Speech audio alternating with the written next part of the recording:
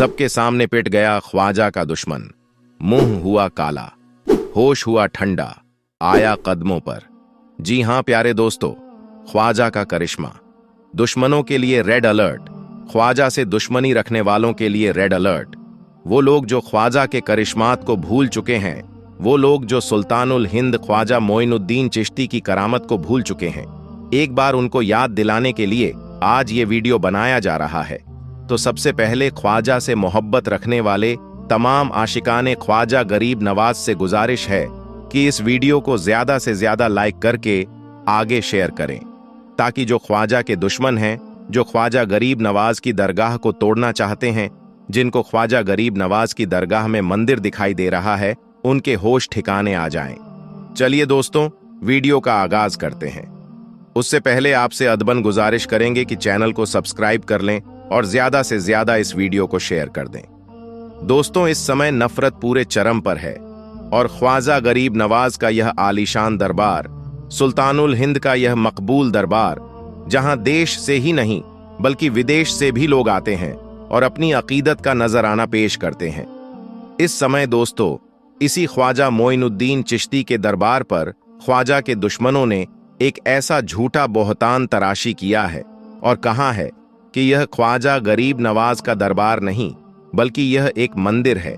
और उसके बाद से दोस्तों, जैसे भारत के अंदर जलजला सा आ गया है। जो खुद्दामे ख्वाजा गरीब नवाज हैं, वो भी तिलमिला उठे हैं और इनको खुली चेतावनी और चुनौती दे रहे हैं। तो वही आशिकाने ख्वाजा गरीब नवाज भी अपना आपा खो रहे हैं कि सुल्तानुल हिंद के दयार में अब ख्वाजा के दुश्मनों और इस्लाम के दुश्मनों की इतनी हिमाकत बढ़ गई है कि सीधे तौर पर इस ख्वाजा गरीब नवाज के दरबार पर अब वह हमला करने की तैयारी में है। और इसी को लेकर, यानी ख्वाजा गरीब नवाज के दरबार को मंदिर करार देते हुए एक पिटीशन अदालत में दायर किया गया है और इसको मंदिर करार देने के लिए अर्जी लगाया गया है। लेकिन दोस्तों, जो ख्वाजा गरीब नवाज से पंगा ले रहे हैं, जो ख्वाजा गरीब नवाज के दरबार को मिटाना चाहते हैं, जो ख्वाजा गरीब नवाज के दरबार पर बुलडोजर चलाना चाहते हैं, उन लोगों को एक जानकारी दे देनी पड़ेगी। यह जानकारी भी उन लोगों को रख लेनी चाहिए, याद कर लेनी चाहिए कि ख्वाजा के दुश्मनों का अंजाम क्या होता है, ख्वाजा गरीब नवाज से टकराने वालों का अंजाम क्या होता है, ख्वाजा गरीब नवाज से भिड़ने वालों का अंजाम क्या होता है।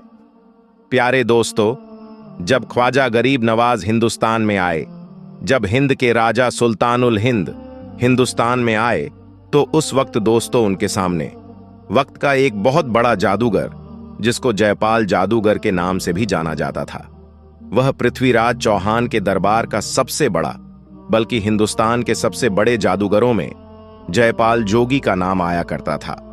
जयपाल जोगी के नाम से लोग डरते थे और जब जब पृथ्वीराज चौहान के शासन पर मुसीबत आती थी, जब जब पृथ्वीराज चौहान का शासन लड़खड़ाने लगता था, जब जब दुश्मन पृथ्वीराज चौहान के दुश्मन हावी होने लगते थे, तब तब पृथ्वीराज चौहान जोगी जयपाल को बुलाता था और उसके जादू के दम पर वह हारी बाजी को जीत जाता था। इसी तरीके का वाकया है दोस्तों कि जब ख्वाजा गरीब नवाज भारत के अंदर आए और जब वह अजमेर में ठहरने को रहे दोस्तों, तो उस वक्त ख्वाजा गरीब नवाज के खिलाफ, ख्वाजा मोइनुद्दीन चिश्ती रहमतुल्लाह अलैह के खिलाफ लोगों ने पृथ्वीराज चौहान को भड़काया और उसके बाद पृथ्वीराज चौहान ने ख्वाजा गरीब नवाज को निकालने की ठान ली। लेकिन तमाम कोशिश करने के बावजूद ख्वाजा गरीब नवाज को वह नहीं निकाल पाया।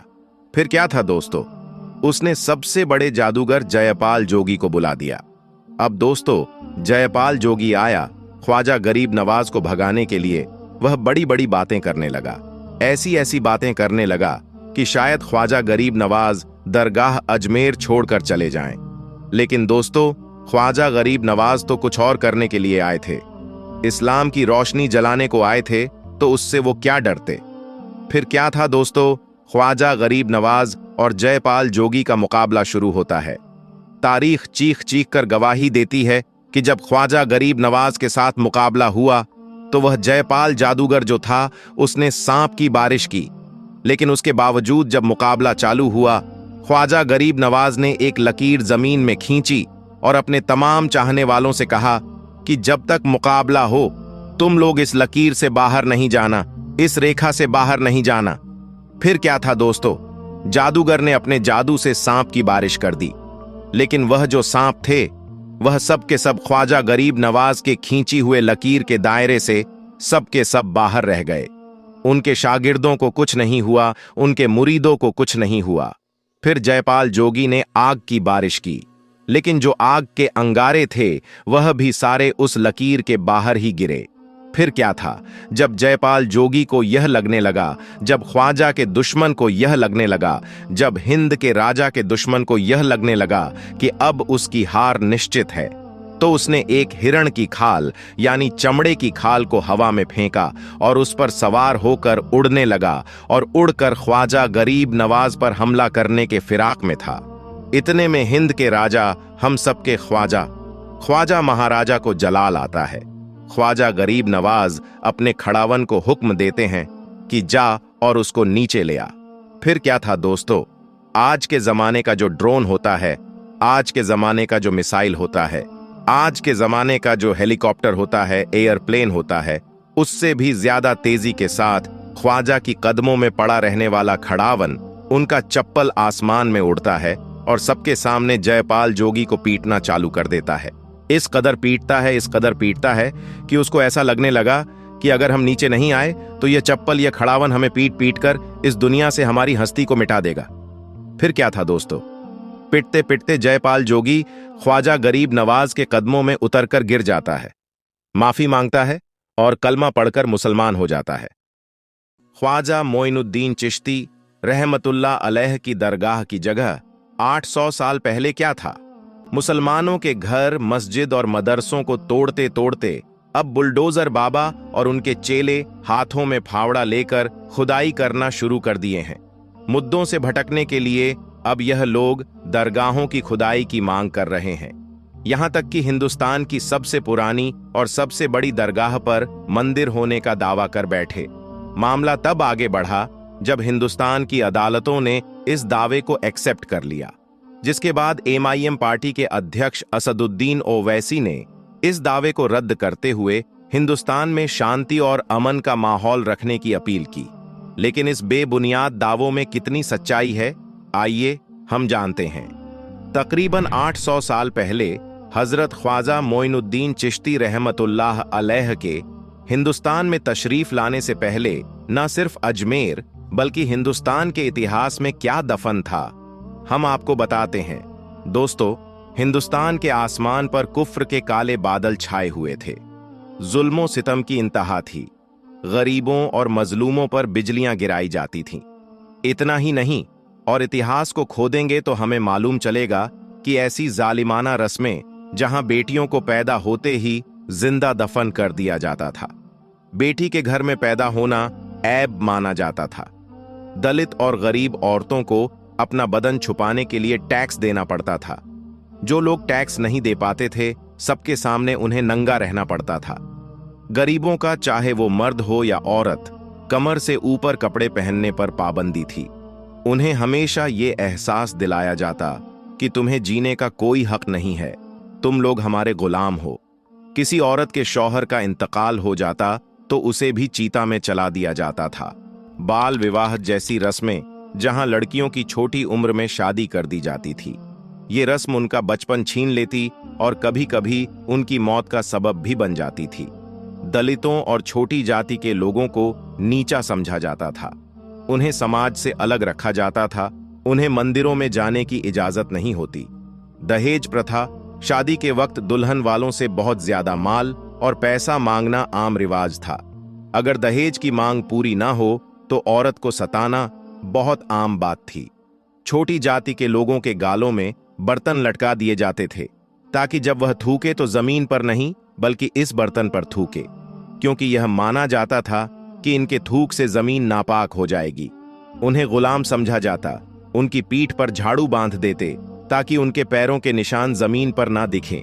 दोस्तों, खोजते खोजते इतिहास की गहराई पर जाएं तो हमें मालूम चलेगा यह दलित आदिवासी भारत के सबसे पहले रहने वाले मूल निवासी ही थे, जबकि आर्य समाज, ब्राह्मण, यह लोग मध्य एशिया से भारत में आए हुए थे। यह वही जगह है जहां आज तुर्क लोग रहते हैं। यही लोग भारत में आकर यहाँ के रहने वाले दलितों को अपना गुलाम बना लिए। हजरत मोइनुद्दीन चिश्ती के भारत में आने से पहले जमानाए जाहिलियत की तरह औरतों को सिर्फ एक खिलौना समझा जाता था। औरत का वजूद सिर्फ मर्द की ख्वाहिश पूरी करने का जरिया था। ना इज्जत थी, ना हक मिलता था और ना ही इंसानियत का लिहाज किया जाता था। औरत बस एक नौकर बनकर रहती थी। मर्दों के लिए दिन रात काम करती, उनका बोझ उठाती और अपनी मेहनत की कमाई तक उन्हें दे देती थी। लड़की का पैदा होना एक शर्म समझा जाता था। लड़की पैदा होते ही मासूम चेहरे वाली इस नन्ही सी जान को जिंदा दफन कर दिया जाता था। इसके बाद मासूम बच्चियों की सिसकियां रंग लाई। गरीबों की आहों पुकार अर्श इलाही से टकरा गई। मजलूमों की दुआओं पर अल्लाह को रहम आ गया और हिंदुस्तान में रोशनी और उम्मीद बनकर रसूलुल्लाह का एक गुलाम, अल्लाह का महबूब वली, गरीबों का हामी, हकदारों को उनका हक दिलाने वाला, औरतों को जुल्म सितम से बचाने वाला, इस्लाम का नूर बनकर जुल्म और कुफ्र के अंधेरों को दूर करने के लिए अल्लाह के हुक्म पर हजरत ख्वाजा मोइनुद्दीन चिश्ती रहमतुल्लाह अलैह हिंदुस्तान में तशरीफ लाए। आप हिंदुस्तान में इस्लाम लाए। आपने आते ही औरतों के मुकाम को बुलंद कर दिया। हुजूर सल्लल्लाहु अलैहि वसल्लम के फरमान के मुताबिक माँ हो तो पैरों के नीचे जन्नत है, बेटी हो तो अल्लाह की रहमत है, बीवी हो तो बरकत और सुकून का जरिया है। हुजूर सल्लल्लाहु अलैहि वसल्लम का ये दर्स आपने हिंदुस्तान के लोगों को दिया। औरतों का भी जायदाद में हक है, ये बात आपने ही बताई। यहाँ की औरतों को उनका हक दिलाया, उनके हुकूक को मर्दों पर वाजिब कर दिया, मेहर का हक दिया, जायदाद और विरासत में हिस्सा दिया। औरतों को सिर्फ एक गुलाम नहीं बल्कि घर की मलिका बना दिया। बेटियां जिन्हें पहले जिंदा दफन कर दिया जाता था, हुजूर सल्लल्लाहु अलैहि वसल्लम के फरमान के मुताबिक उसे मां बाप के लिए सहमत और दुआ का जरिया बना दिया। वह बेचारी औरतें जिनके शौहर मर जाते थे, तब उन्हें कैद में डाल दिया जाता, उन औरतों को आपने आजाद करा दिया। मर्द और औरत के बीच का बेजा फर्क आपने खत्म कर दिया। दोस्तों, सरकार गरीब नवाज ने न सिर्फ औरतों को इज्जत दी बल्कि इंसानियत को एक मिसाल दी कि जालिम और मजलूम के दरमियान कैसे फर्क होता है। यह सुल्तानुल हिंद गरीब नवाज का सबसे बड़ा करिश्मा है कि एक जालिम सोसाइटी को इंसानियत और इंसाफ की रोशनी से रोशन कर दिया। आपने ही जात पात की रस्मों को खत्म कर दिया। हुजूर सल्लल्लाहु अलैहि वसल्लम के फरमान के मुताबिक अब मस्जिदों में बादशाह हो या गुलाम एक ही सफ में नजर आने लगे। गरीब हो या अमीर, इमामत करने का हक सबको बराबर मिलने लगा। बेलिबास को लिबास आपने पहनाया। सती प्रथा आपने खत्म की। छूत अछूत की बीमारी को समाज से दूर करने वाले आप ही थे। दहेज की लानतों को बताने वाले आप ही थे। हुजूर सल्लल्लाहु अलैहि वसल्लम की सुन्नत मानकर भूखों को खाना आपने खिलाया और न जाने कितनी ही बुराइयों को हिंदुस्तान से खत्म करने वाले आप ही थे। दुनिया भर को अमन और इंसानियत का पैगाम आप ही ने दिया। यह है हजरत सूफी ख्वाजा मोइनुद्दीन चिश्ती रहमतुल्लाह अलैह अजमेर की दरगाह का इतिहास। 800 सालों से सल्तनतें और हुकूमतें बदलती रहीं, लेकिन हिंदुस्तान के बच्चे बच्चे के दिल में आपकी ही हुकूमत है। हिंदुस्तान का सच्चा एक ही राजा है, एक ही बादशाह है। कुर्सी पर चाहे कोई भी बैठे, हिंदुस्तान का राजा हम सबके ख्वाजा हैं। हिंदू हो या मुस्लिम, सिख हो या ईसाई, सभी धर्म के लोग आपकी इज्जत करते हैं और दुनिया भर के लोग आपकी करामतों का इकरार करते हैं। प्यारे दोस्तों, भारत के एक छोटे से गांव में एक अल्लाह वाले रहा करते थे। उनकी एक ही बहन थी जो उन्हीं की तरह इबादत गुजार थी। वह अल्लाह वाले किसी दूसरे गांव में रहते थे और वह अल्लाह वाले अपनी बहन से कभी कभी मिलने के लिए चले जाया करते थे। फिर एक बार वह अल्लाह वाले बुजुर्ग अपनी बहन से मिलने के लिए न जा सके। उनकी बहन के 2 बेटे थे। उस नेक औरत ने अपने दोनों बेटों की शादियां कर दी थीं और उसकी दोनों बहुएं बहुत चालाक और होशियार थीं। जब भी वो नेक औरत अपने कमरे में बैठकर नमाज या कुरान पाक की तिलावत करती तो उसकी बहुओं को ये बहुत बुरा लगता। वो हमेशा कहती कि जब देखो अल्लाह अल्लाह करती रहती है और बैठी रोटियां तोड़ती रहती है। वो नेक औरत उन्हें काम भी दिया करती थी। अक्सर जब उसके दरवाजे पर कोई भिखारी या मुस्कीन आता तो वो कभी भी उसे भूखा नहीं जाने देती थी। वो हमेशा सदका और खैरात किया करती थी। वो नेक खातून अपने पड़ोसियों का भी बहुत ख्याल रखती थी। वो अपनी बहुओं से हमेशा कहती कि तुम थोड़ा खाना ज्यादा बनाया करो, मुझे अपने पड़ोसियों को भी देना होता है। वो नेक औरत अपनी बहुओं को सुबह सवेरे उठा दिया करती थी और कहती, उठो और नमाज पढ़ो, कुरान पाक की तिलावत करो और घर की सफाई करो। उसकी बहुओं को इबादत का कोई खास शौक नहीं था, लेकिन फिर भी कभी कभार वो इबादत कर लिया करती थी। ये सब काम उन दोनों बहुओं को बहुत बुरा लगता था। वो तो बस आपस में अपनी सास की बुराइयां करती रहती थी और अपनी नेक सास को बुरा भला कहती रहती थी। एक बार उस नेक औरत ने अपनी बहू से कहा, बेटा, आज खाना ज्यादा बना लेना, आज मैंने गरीबों की दावत करनी है और इसीलिए तुम दोनों मिलकर उनके लिए खाना तैयार कर लेना। देखो बेटा, जब हम यतीम मिस्कीन लोगों को खाना खिलाते हैं तो अल्लाह पाक बहुत राजी होता है। ये बात सुनकर उन दोनों बहुओं को काफी गुस्सा आया और वो कहने लगी, क्या मुसीबत है हमारे सर पर। वो दोनों कहने लगीं, जब से हम इस घर में आई हैं, या तो ये बुढ़िया गरीबों को बुलाती है, कभी मिस्कीन को बुला लेती है, कभी बेवा औरतों को बुला लेती है।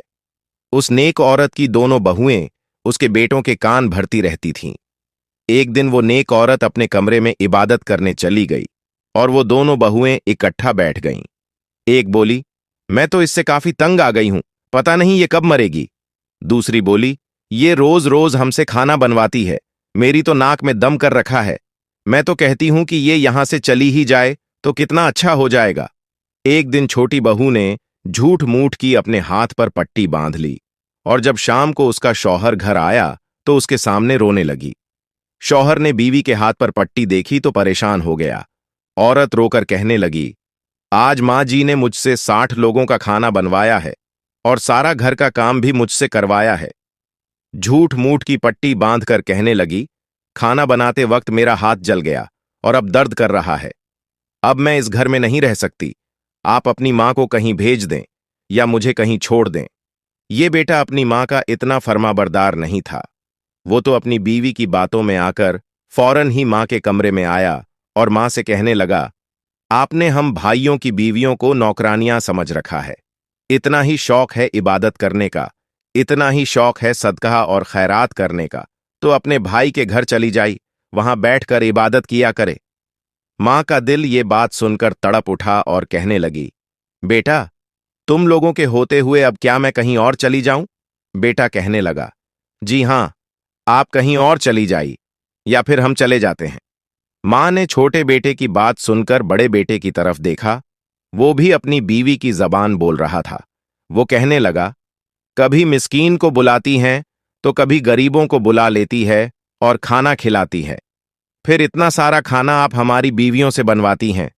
आपको इतना ही शौक है तो अपने भाई के घर चली जाए, आप वहां जाकर सदका करें या गरीबों को खिलाएं, वहीं पर बैठकर इबादत करना।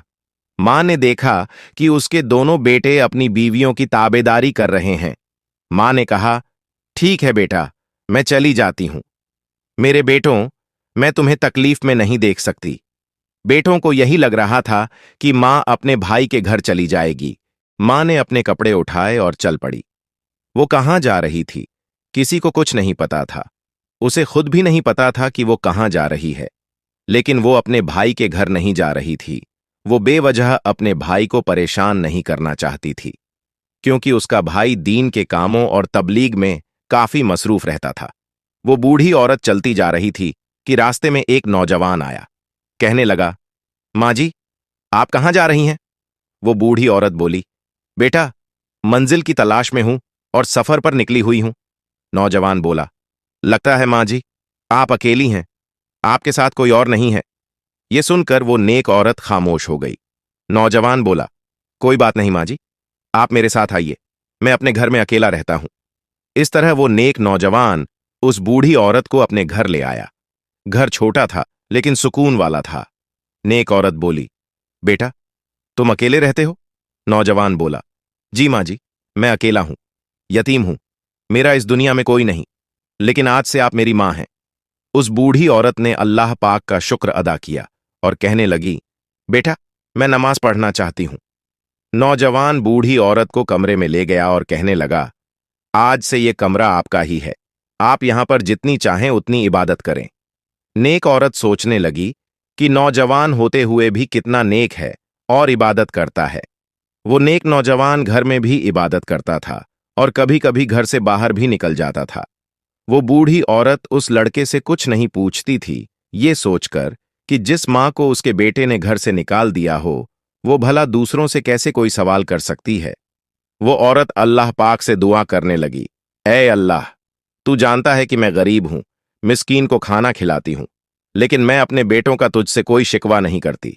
बस दिल इस बात पर उदास है कि मैं यहां पर किसी को खाना नहीं खिला सकती। ऐ अल्लाह, तू मुझे किसी का मोहताज न करना, हमेशा अपने खजाने से अता करना। बस वो यही सोच रही थी कि अचानक दरवाजे पर दस्तक हुई। औरत ने दरवाजा खोलकर देखा तो छोटे छोटे बच्चे खड़े थे, साथ ही फकीर और यतीम भी थे। औरत ने कहा, आप यहां पर क्या कर रहे हैं?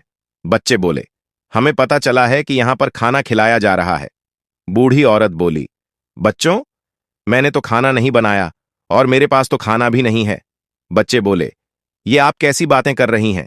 बाहर जाकर देखिए, बड़ी बड़ी देग में खाना बन रहा है। नेक औरत बाहर आई और देखा तो सच में बड़ी बड़ी देग में खाना बन रहा था। वो खाना कौन पका रहा था, इस बात का किसी को कुछ नहीं पता था। वो नौजवान भी वहां पर मौजूद नहीं था। बूढ़ी औरत ने उन बच्चों के साथ मिलकर खाना खाया और अल्लाह पाक का शुक्र अदा किया। ऐ मेरे अल्लाह, तेरा शुक्र है, मैं तो इसी बारे में सोच रही थी और तूने मेरी दुआ कबूल कर ली। बूढ़ी औरत को लगा कि शायद दस्तरखान एक दिन के लिए ही लगाया गया है, लेकिन ऐसा नहीं था। जब भी वो फज्र की नमाज पढ़कर उठती तो दस्तरखान लगा होता था। बड़ी बड़ी देग में खाना बन रहा होता था। बच्चे, बूढ़े, औरतें, यतीम, मिस्कीन सब खाना खा रहे होते थे। जब खाना बन रहा होता था तो वो नौजवान वहां पर मौजूद नहीं होता था। बस कुछ राज ऐसे होते हैं जिन्हें खोलना मुनासिब नहीं होता, इसीलिए वो औरत खामोश थी। उसने किसी से भी नहीं पूछा कि खाना कौन बनाता है और कहां से आता है। इस बात का चर्चा हर तरफ हो गया, हर गांव में हो गया और उस गांव में भी हो गया जहां पर इस औरत के दोनों बेटे रहते थे। उसकी बहुएं आपस में बात करने लगीं कि जंगल में एक ऐसा घर है जहां पर हर वक्त खाना बनता रहता है और वहां पर लोग खाना खाते हैं जिनके घरों में खाना नहीं होता, जो गरीब होते हैं, मिस्कीन होते हैं, बच्चे, बूढ़े, औरतें, फकीर सब वहां पर खाना खाते हैं। वो आपस में कहने लगी कि हम भी तो देखकर आते हैं कि कौन इतना अमीर है जो रोज ही दस्तरखान लगाता है। एक दिन वो अपने शौहर से छुपकर उनको बताए बिना वहां से चली गईं। दोनों बहुएं जब पहुंची तो एक छोटा सा घर था और सामने दस्तरखान लगा हुआ था। बड़ी बड़ी देग में खाना बन रहा था। इस घर में कौन मौजूद था, ये दोनों बहुएं नहीं जानती थीं। उन दोनों को भी खाना खाने के लिए बुलाया गया तो उन दोनों औरतों ने अजीब सा मुंह बना लिया और कहने लगीं, ये सदका खैरात वाला खाना हम नहीं खाते। हम कोई यतीम नहीं हैं, हम गरीब थोड़ी हैं। उनको बुलाने वाली कोई बेवा औरत थी। कहने लगी, ऐसा नहीं है, ये खाना काफी शिफा वाला है। इस खाने को जो भी खाता है शिफायाब हो जाता है। उनमें से एक बहू बोली, हम तो इन बातों पर यकीन नहीं रखते। दूसरी बोली, हमने बड़ी मुश्किल से अपनी सास से जान छुड़ाई है। और ये तो बताओ, ये घर किसका है? देखने में तो ये काफी अमीर लोगों का घर नजर आता है। बेवा औरत बोली कि नहीं, यहां पर एक औरत रहती है जो गरीब, मिस्कीन और फकीरों को खाना खिलाती है। जब बहुओं ने यह सुना तो वो डर गईं और कहने लगीं कि कहीं हमारी सास तो नहीं यहां पर, जो यहां भी आकर गरीबों और मिस्कीनों को खाना खिला रही हैं। और वो सोचने लगी कि वो तो अपने भाई के घर चली गई थीं। उन्होंने कहा कि चलो घर के अंदर देखते हैं। वो दोनों घर के अंदर आई और वहां पर एक बुजुर्ग बैठे हुए इबादत कर रहे थे। उनका चेहरा काफी नूरानी था, उनके चेहरे पर काफी नूर था। वो दोनों औरतें बुजुर्ग को देखकर कांप गईं। बुजुर्ग ने पूछा कि आप लोग कौन हैं? वो बोलीं, हम तो बस यहां पर खाना खाने के लिए आए थे। बुजुर्ग ने पूछा, तो क्या खाना खा लिया? तो उन दोनों ने एक जुबान में सफेद झूठ बोल दिया, जी जी, खा लिया। बाहर आकर छोटी वाली बहू बोली, मैं तो डर ही गई थी कि कहीं हमारी सास ही ना हो, पर ये तो कोई बुजुर्ग हैं जो इबादत कर रहे हैं। वो एक दूसरे से बात करने लगीं और आपस में उनका मजाक उड़ाने लगीं कि हमारी सास ने हमें इतना तंग कर रखा था कि हमारे दिमाग से उनका ख्याल ही नहीं जाता। अच्छा हुआ कि वो हमें नहीं मिली और हम लोगों ने खाना भी नहीं खाया। पता नहीं कौन सी रात वाला खाना है, किस तरह ये लोग खाना खा लेते हैं। और इसी तरह लगातार अपनी सास की बुराइयां कर रही थीं और सदका खैरात को बुरा भला कह रही थीं। उनमें से एक ने कहा, देखो मुझे क्या हो रहा है। उसके साथ वाली औरत ने देखा तो उसका जिस्म बदल रहा था और इतने में उस औरत का भी जिस्म बदलने लगा। देखते ही देखते दोनों जानवर बन गईं। प्यारे दोस्तों, कहा जाता है कि वो दोनों औरतें कुतिया बन गई थीं। उसी हालत में वो अपने घर पहुंची। उनकी जुबानें भी कुत्ते की तरह हो गई थीं। आगे उनके शौहर डंडा लिए बैठे हुए थे। उनके शौहर आपस में कह रहे थे कि पता नहीं हमारी बीवियां कहां चली गई हैं। इतने में वो दोनों कुतिया बनी हुई औरतें सामने आ गईं। लड़कों ने डंडा मार मार कर उन्हें भगा दिया। वो डरी सहमी हुई किसी दीवार के पास बैठकर छुप गईं। अब वो दोनों औरतें बैठकर रोने लगीं कि हम कुतिया कैसे बन गईं, और अंदर से उनके शौहर की आवाजें आ रही थीं कि न जाने हमारी बीवियां कहां चली गई हैं। ये सुनकर वो दोनों औरतें शौहर के सामने दोबारा आ गईं। उनके शौहर ने फिर से डंडे उठाए और उन्हें मारने लगे। इसीलिए अब वो मजबूर होकर अपने शौहर के सामने भी नहीं आ रही थीं। जब दोनों इंसान से कुतिया बन गईं तो उन्हें एहसास हुआ कि अल्लाह पाक ने इंसान को क्या दर्जा दिया है, और वहां पर वो दोनों भाई बैठे परेशान हो रहे थे कि न जाने हमारी बीवियां कहां चली गई हैं। अपनी मां की तो जरा भी परवाह नहीं थी, लेकिन बीवियों की परवाह कर रहे थे। इसी तरह कई दिन गुजर गए। इसी तरह औरतें कुतिया बनी हुई हालत में घूम रही थीं। भूखी प्यासी दर बदर की ठोकरें खा रही थीं। उन्हें खाने को कहीं कुछ नहीं मिल रहा था, न ही पीने को कुछ मिल रहा था। वो अपने घर भी नहीं जा सकती थी क्योंकि उनके शौहर उन्हें डंडे मार रहे थे। जब भूख प्यास ने शिद्दत इख्तियार की तो एक दूसरे से कहने लगीं कि चलो उसी जगह पर चलते हैं जहां पर खाना बनता है, गरीब, यतीम, मिस्कीन और बेवा को खाना खिलाया जाता है। चलो हम भी वहां जाकर खाना खाते हैं। जब वहां पहुंची तो देखा कि अब भी वहां पर खाना खिलाया जा रहा था। गरीबों ने कुत्तों को देखा तो डंडे मारकर वहां से भगा दिया। वापस आकर खाना खाने की दोबारा कोशिश की तो कोई लात मारता तो कोई डंडा मारता। अब उन्हें एहसास और पछतावा हो रहा था कि जो सुलूक वो गरीब यतीमों के साथ कर रही थीं, अब खुद उनके साथ हो रहा है। इतने में एक नौजवान आया और कहने लगा, लगता है कि तुम दोनों को भूख लगी है, मगर ये खाना उनके लिए नहीं है जिनके दिल में रहम नहीं हो। तुम दोनों के दिल में रहम नहीं है, दर्द नहीं है। नौजवान बोला, मैं जानता हूं कि तुम दोनों कभी इंसान हुआ करती थीं। तुम लोगों ने हर शख्स के साथ बुरा सलूक किया और तुम लोग एक बूढ़ी औरत का भी दिल दुखा चुकी हो। तुम्हारी ये हालत तुम्हारे कामों की वजह से हुई है। वो लड़का उन दोनों से कहने लगा, चलो मेरे साथ। वो उन्हें उस कमरे में ले आया जहां पर बुजुर्ग इबादत कर रहे थे।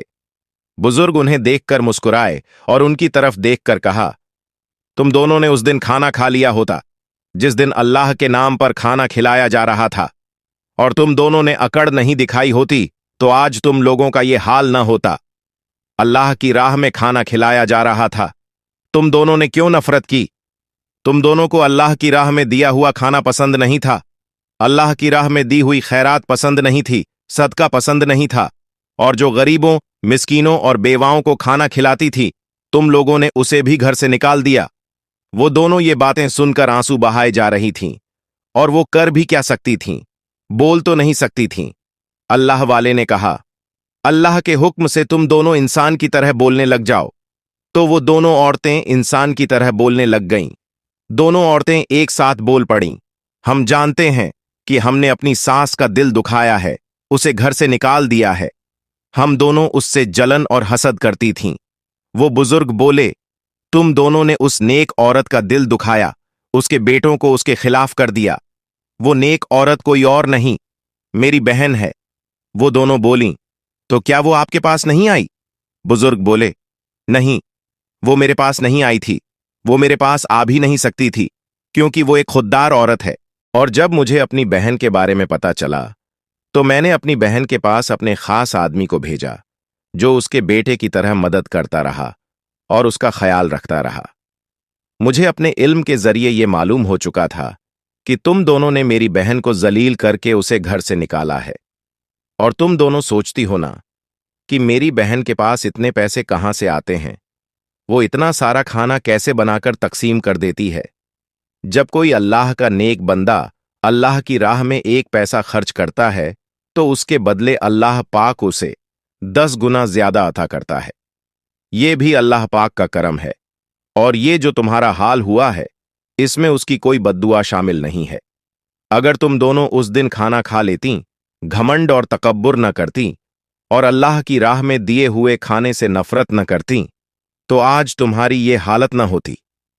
घमंड और तकब्बुर तुम दोनों ने किया, और घमंड और तकब्बुर तो शैतान ने किया था, जिसे अल्लाह पाक ने फरिश्ते से शैतान बना दिया।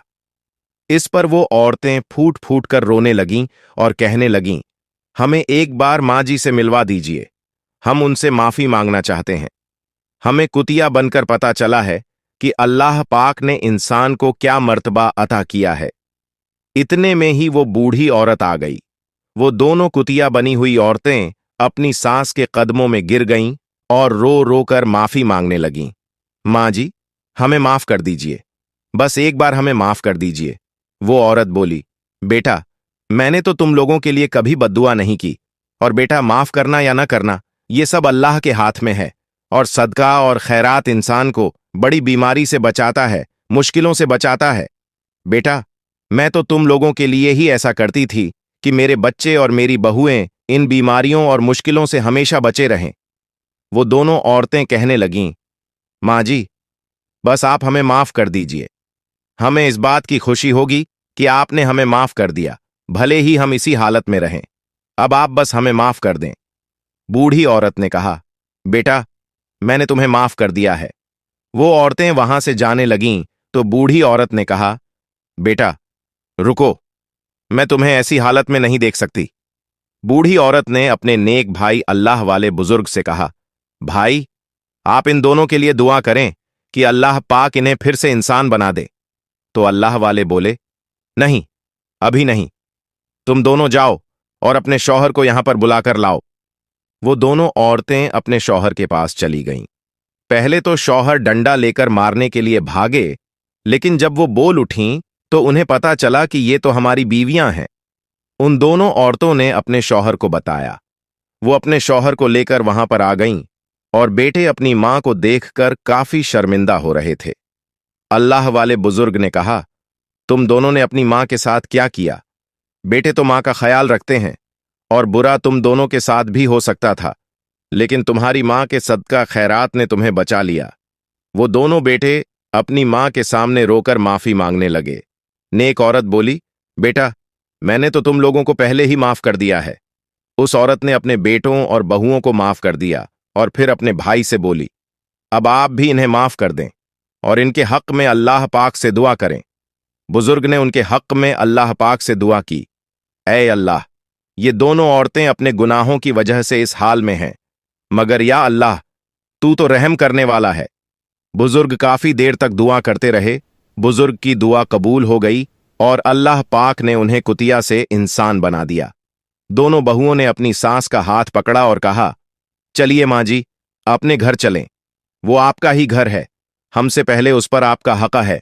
आपने ही इस घर को बसाया है और आप ही हमें यहां बेटे से ब्याह कर लाई हैं, और अब हम सब मिलकर पूरे गांव को खाना खिलाएंगे और अल्लाह की राह में खैरात करेंगे।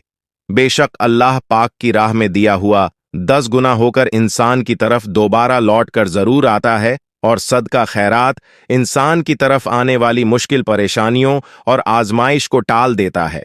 इसलिए हमेशा सदका और खैरात जरूर दिया करें, क्योंकि सदका और खैरात करने से इंसान बहुत सी बीमारियों, मुसीबतों और आफतों से बच जाता है।